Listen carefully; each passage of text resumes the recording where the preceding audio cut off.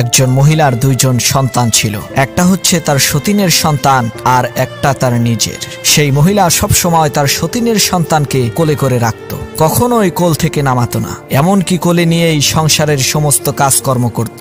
যখন পাড়ায় বেড়াতে যেত নিজের ছেলেকে হাত ধরে হাঁটিয়ে নিয়ে যেত এবং সতীনের সন্তানকে কোলে করে নিয়ে যেত। সতীনের সন্তানের প্রতি ভালোবাসার এই বিরল দৃষ্টান্ত দেখে এলাকার সমস্ত লোকেরা সেই মহিলার প্রশংসায় একেবারে পঞ্চমুখ হয়ে উঠল।